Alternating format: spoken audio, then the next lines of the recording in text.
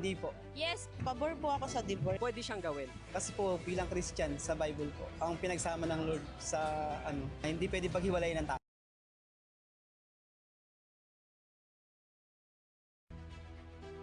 Hindi po. Yes, pabor po ako sa divorce. Pwede siyang gawin. Kasi po bilang Christian sa Bible po, ang pinagsama ng Lord sa hindi pwede paghiwalayin ng tao. O, di ba maraming mga failed relationships? Kawawa naman kung nagsasuffer tapos hindi made-divorce. At least may divorce, makakapaghiwalay sila pag hindi nila talaga nag-click yung nila, di ba, relationship. Ginaabuso ka na ng partner mo kapag hindi na tama yung nangyayari. Para sa akin, yung divorce, yung pinaka-healthy, tsaka yung pinaka-safe na maging choice para makalaya ka sa sitwasyon na yon. Kasi people change. Hindi sa lahat ng pagkakataon kaya nyong magstay ng kung ano kayo sa umpisa. Mabuhay! Narito po tayo ngayon upang makapanayam si Senator Robin Padilla patungkol sa kanyang inihaing panukalang batas na Dissolution of Marriage Bill.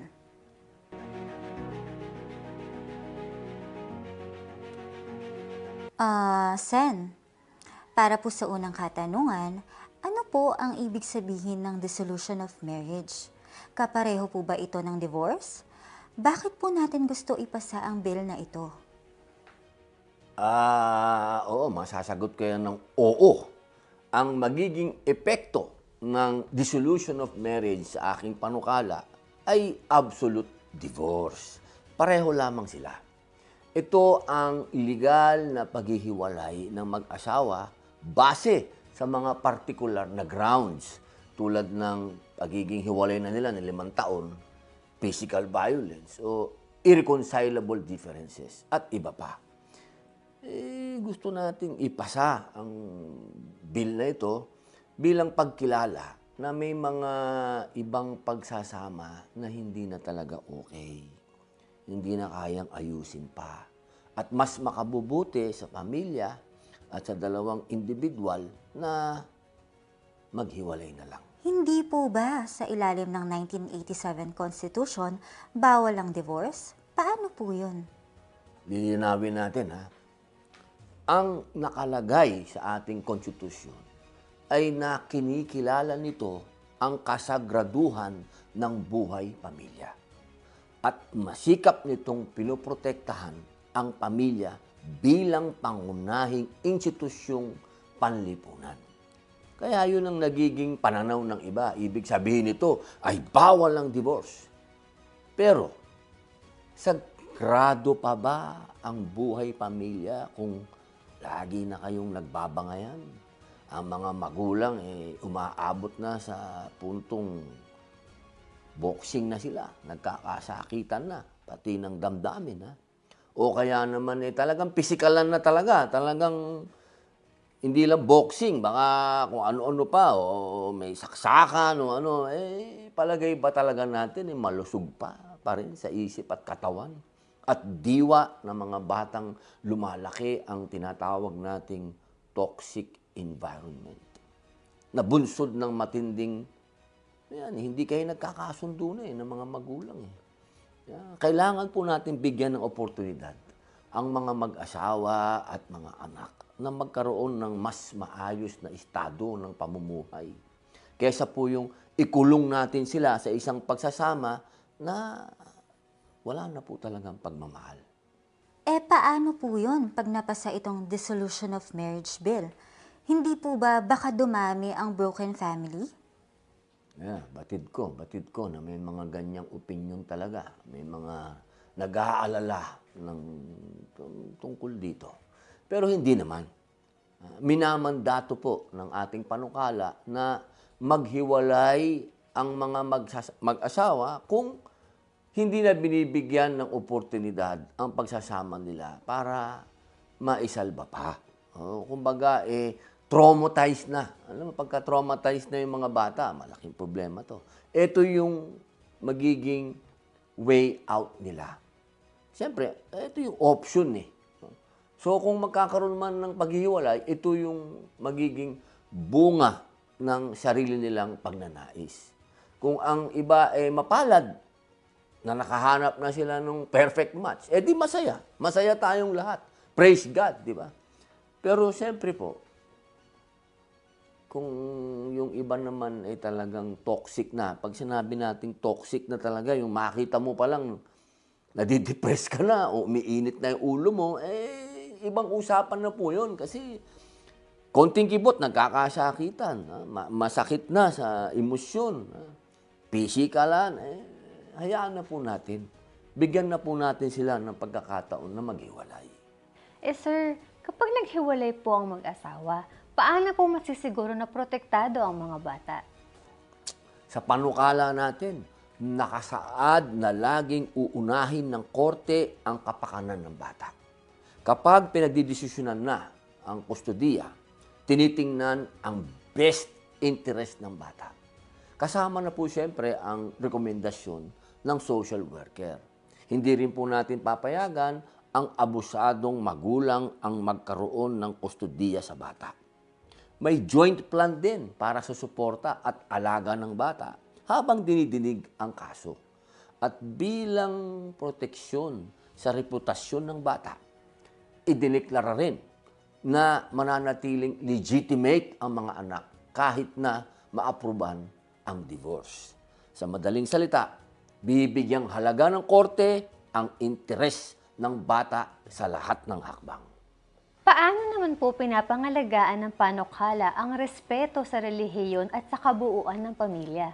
Ay sa atin pong saligang batas, talagang ano po yan, binibigyan talaga ng kahalagahan at respeto ang pananampalataya ng bawat isa. Kaya hindi po ipinipilit ng ating panukalang batas na sino man na labag sa kanyang paniniwala o relihiyon ay mag-divorce. Pinapahalagahan po ng Senate Bill number 14 ang pananampalataya at kultura ng bawat Pilipino. Halimbawa po, nakasaad na hindi dapat magkaroon ng diskriminasyon batay sa relihiyon o anumang personal na paniniwala sa pag-a-apply po ng divorce. Divorce. Ibig sabihin, mananatili po ang karapatan. Hindi gamitin ang divorce kung ayaw. At igagalang pa rin ang institusyon ng pamilya ayon sa kanilang pananaw. Igagalang ng batas ang paniniwala ng bawat pamilya. Pero po, bibigyan naman nito ng proteksyon ang mga talagang naghihirap na sa sira ng buhay pamilya. Hindi po ba isipin ng iba, Senator, na ang divorce ay parang mabilisang solusyon lang o easy way out? Naku, hindi po yan ang intensyon ng batas. Ang diborsyo, hindi ito para gawing mabilisang takasan ang problema. Meron pong malinaw na proseso. May mga grounds at may panahon pa para subukang maayos kung gusto ng mag-asawa. Ang layunin ng panukalang ito ay proteksyonan ang mga asawang babae at ang mga anak na matagal nang nagdurusa sa sirang relasyon.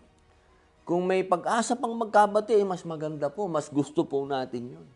Pero kung talagang wala na po, mas mabuti nang bigyan sila ng dignidad at bagong simula kaysa po manatili sa sitwasyong puro sakit na at gulo. Pinaninindigan po ng panukala natin na mas pinapahalagahan po nito ang pamilya. May proseso po ba, sir, para subukan muna magbalikan o umayos ang mag-asawa? Opo. May kinukonsidera ang batas na tinatawag po natin na cooling off period o pahinga bago tuluyang isampa ang kaso. Ngunit, kung ang ground po ay talagang physical violence na o matinding pang-aabuso, wala na pong cooling off yun.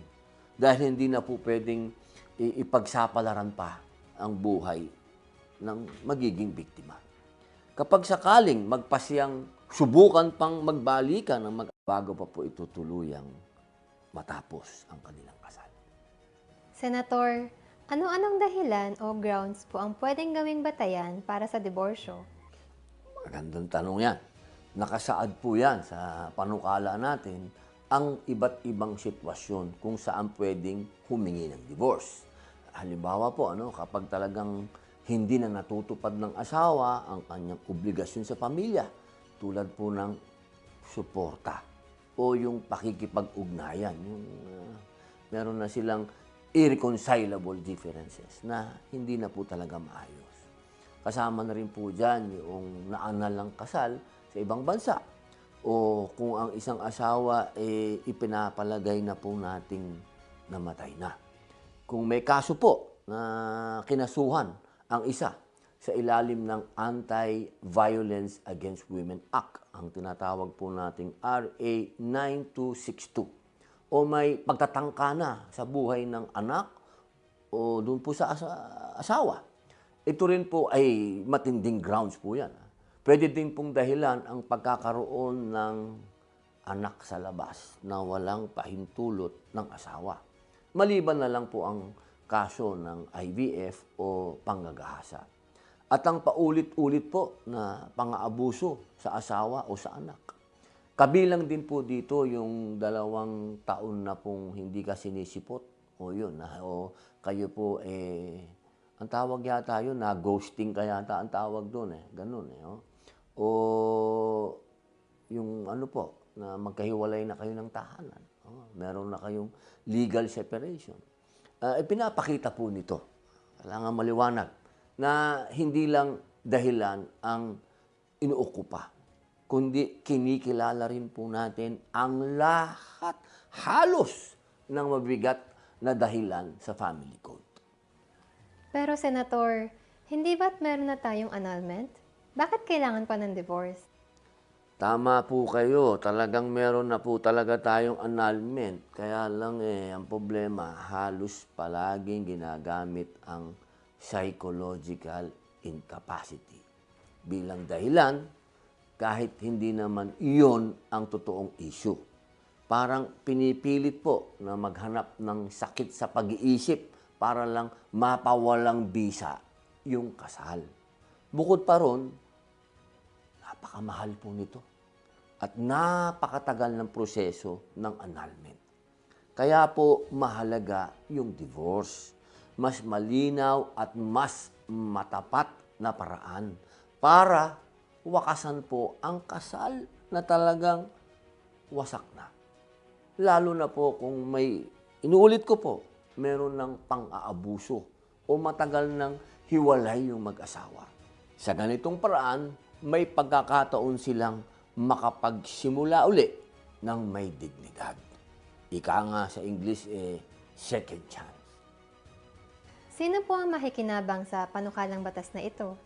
Ang makikinabang dito ay ang mga mag-asawang talagang tuluyan ng nasira ang pagsasama. Lalo na kung may seryosong abuso, pang-aapi, o matagal ng hiwalay. Yung kanilang komunikasyon, yung kanilang ugnayan, maging ito ay emosyonal, pisikal, o anuman, layunin ng panukala, bigyan ng lehitimong daan ang mga hindi na maayos ang kasal. Nais po nating proteksyonan ang pamilyang nagdurusa, lalong-lalo na po ang kababaihan o ang mga anak na biktima ng karahasan sa tahanan. Maging ito man pong karahasan pisikal o salita, lahat po ng klaseng karahasan. Bilang panghuli, Senator, mayroon pa po ba kayong panawagan tungkol sa panukalang ito? Ito pong panawagan na ito, muli, ay galing po sa mga kababayan natin na humihingi po ng diborsyo. Ito po ay realidad na po ito. Ito po ay hindi na natin maitatanggi sa araw-araw po na pamumuhay natin ngayon. Marami po tayong nakikilala o nakakasama na nakapaloob na po dito sa ganitong sitwasyon. Na ang kanilang kasal ay hindi na maayos, meron na po talagang pang-aabuso. Realidad na po ito, hindi na po ito isang katang-isip. Ito po'y nangyayari na po ito sa ating mga buhay ngayon. Kaya po sana, ang atin pong hinihingi ay mabigyan na po ito ng pagkakataon ng ating mga mambabatas dito po sa mataas na kapulungan at dyan din po sa malaking kapulungan. Dahil ano po ito eh? Ano na ito? Realidad na po ito. Sa totoo lamang po, parang tayo na lamang po yata at ang Vatican ng walang divorce. Sa totoo lang po, kahit ano pong intensyon natin na mabuo ang isang pamilya, kung talagang wala na po talagang pag-asa, wala rin naman po tayong karapatan na ipilit. Ang nakakaalam po kung ano ang sitwasyon ng isang pamilya ay yung mag-asawa. Tayo pong mga mambabatas, nandito lang po tayo to guide. Tayo po nandito to support. Pero kung tayo po nakakahadlang na, hindi naman po maganda yun. Kaya dapat po, sa akin pong palagay, ito po'y napapanahon na magkaroon na po tayo ng diborsyo sa Pilipinas. Maraming salamat.